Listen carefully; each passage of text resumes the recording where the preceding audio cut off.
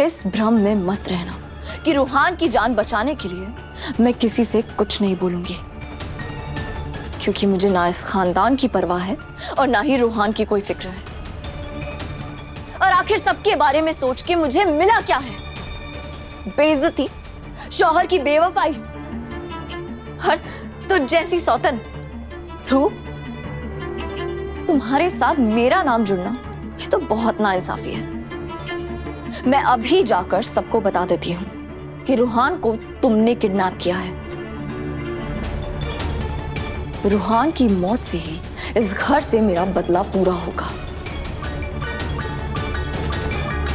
ना हैदर मेरे शौहर हैं और ना मैं इनकी बीवी। रिश्ता नहीं है ना तुम्हारा, तो फिर निकल जाओ ना हमारे घर से। यहाँ क्यों रुकी हुई हो? रिश्ता जोड़ने के लिए नहीं, रिश्ता तोड़ने के लिए रुकी हुई हूं। चलती हूँ सौतन साहिबा, तुम्हारी कारनामों की फहरिस्त पुलिस को देने।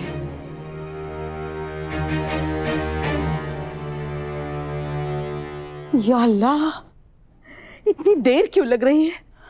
कहीं उस बदजात ने मेरी बच्ची के साथ कुछ किया तो नहीं? गला तो नहीं दबा दिया? इंस्पेक्टर साहिबा, आप देखिए ना, खुदा के लिए।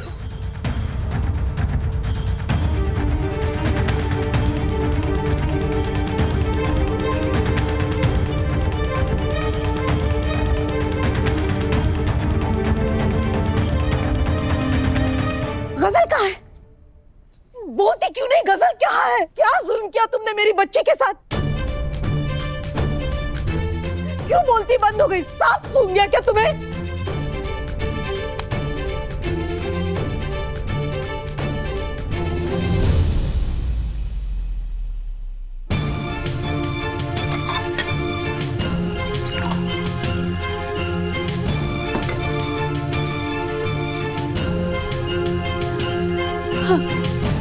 नहीं, ये तो अब पागल हो गई है क्या? अगर इसने पुलिस को सब बता दिया तो अरेस्ट? नहीं नहीं, तू ऐसा नहीं कर सकती, तू ऐसा नहीं करेगी।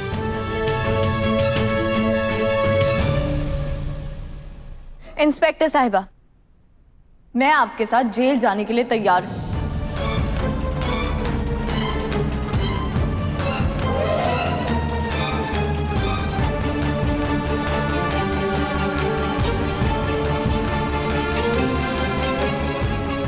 मगर उससे पहले मैं आपको कुछ बताना चाहती हूँ। गजल दुआ जेल नहीं जाएगी।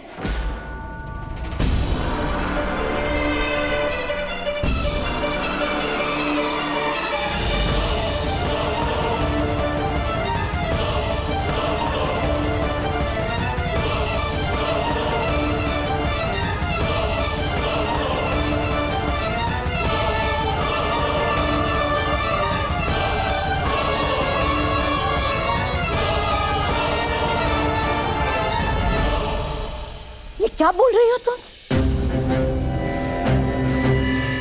फौजी, इन्होंने तो आपकी जान लेने की कोशिश करी थी ना।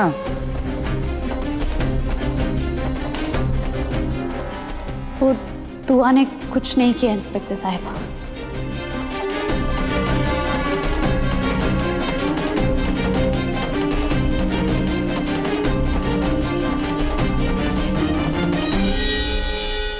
फिर आपकी तरफ से इनके खिलाफ कंप्लेंट क्यों करी गई? वो इंस्पेक्टर साहिबा, कंप्लेंट सही नहीं थी।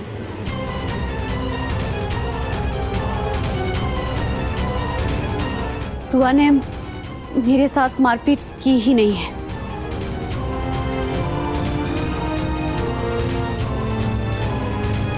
वो तो मैं सीढ़ियों से गिर गई थी और इसीलिए जख्मी हो गई। ये क्या चल रहा है यहाँ? पुलिस वालों के साथ मजाक करना अच्छी बात नहीं है मैडम। ये झूठी एफआईआर करने के चक्कर में ना बहुत बड़ी मुसीबत में फंसोगी। कम से कम 6 महीने के लिए तो अंदर जाओगी तुम।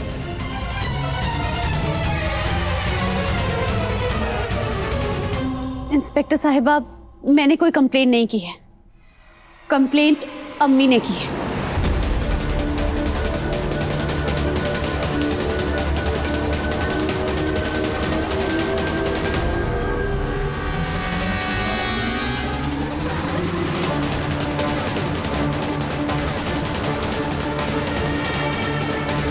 मैं आपको सब सच बताती हूँ। वो दरअसल अम्मी और दुआ के बीच में झगड़ा हो गया था।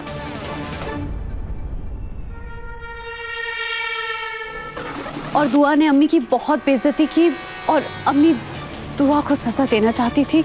बस इसीलिए उन्होंने ये झूठी कंप्लेंट कर दी। क्या?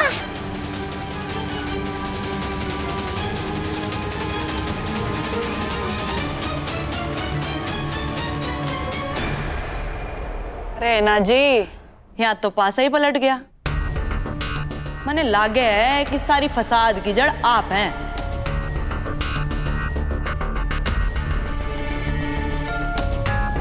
ये सास बहू का झगड़ा तो घर घर की कहानी है, पर देखा जाए तो हर बार सास ही विलन होए।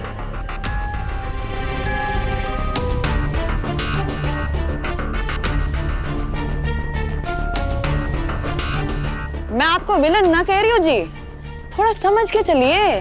घर की बातों को घर में रखिए और बहुओं पर नरमी बरतें। आपकी तो दो दो बहुएं हैं और आपने तो पता है ना, सरकार ने बहुओं को सताने वाली सासों के खिलाफ सख्त कानून बना रखा है। अगर आप इसमें टांग फंसाएंगी ना तो निकालना मुश्किल हो जाएगा मैडम।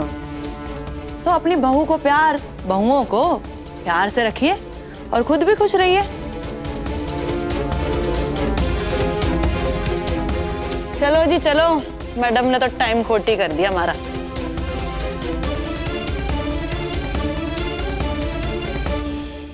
देख रहे हो हफीज, जिसे अम्मी ने सर पे बिठाया था, आज वही अम्मी के कान खींच रही है।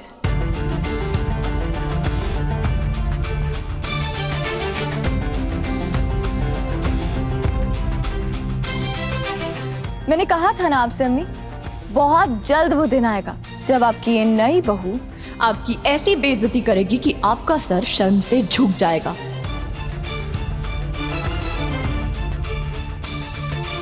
इतना हैरान क्यों हो रही है? ये तो बस शुरुआत है, आगे आगे देखिए होता है क्या। ये गजल आपको दिन में तारे दिखा देगी।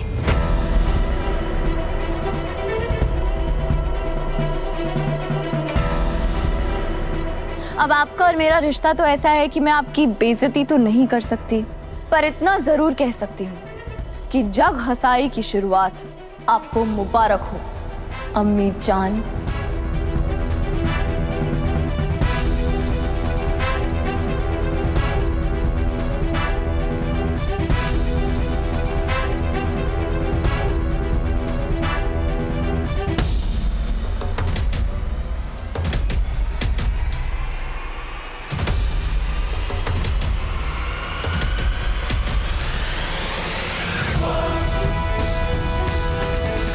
शाबाश मेरी बच्ची, शाबाश।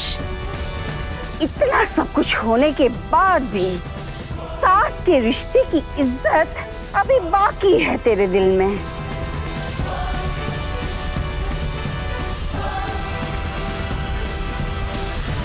अम्मी अम्मी अम्मी मेरी बात तो सुनिए।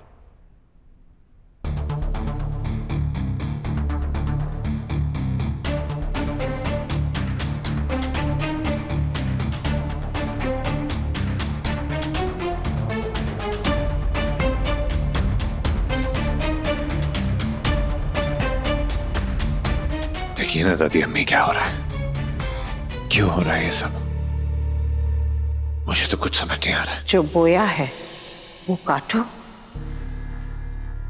मेरी दुआ को रुला के भला तुम खुश कैसे रह सकते हो? अब भुगतो। तुम्हारे साथ तो यही होना था। हीरा समझ के जिसे तुम लाए थे वो अंगारा निकली।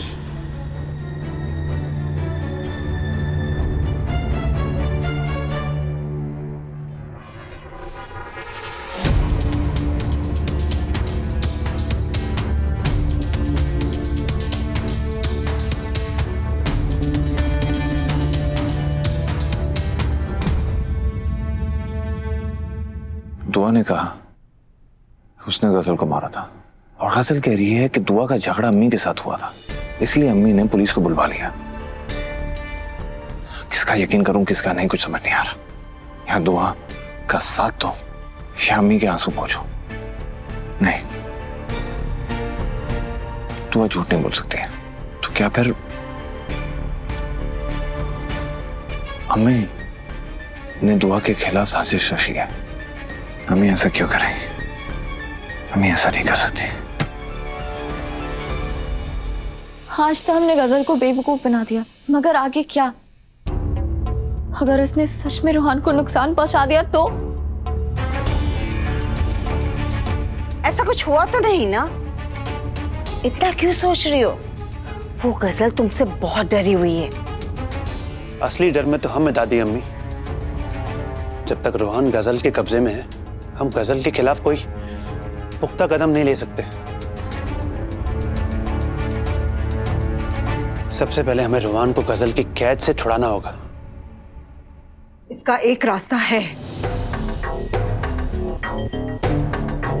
दुआ तुम गजल को लगातार घर के छोटे बड़े मसलों में उलझा के रखो और इधर हम उस एजाज पर नजर रख के रूहान तक पहुंच जाएंगे। रूहान की अम्मी बिल्कुल सही कह रही है। हमें अभी से रूहान को ढूंढने की तैयारी में लग जाना चाहिए। गजल हमारी रुकावट नहीं बनेगी, उसका सारा वक्त तो अम्मी को बनाने में चला जाएगा। यही वक्त है जब हम रूहान को ढूंढ सकते हैं, पर हमें फूक फूक के कदम रखना होगा। हम सांप के बिल में हाथ डालने जा रहे हैं। और अगर गजल को शक हो भी गया तो वो हड़बड़ा जाएगी और जरूर कुछ ना कुछ ऐसा करेगी जो जीतने में हमारी मदद करेगा।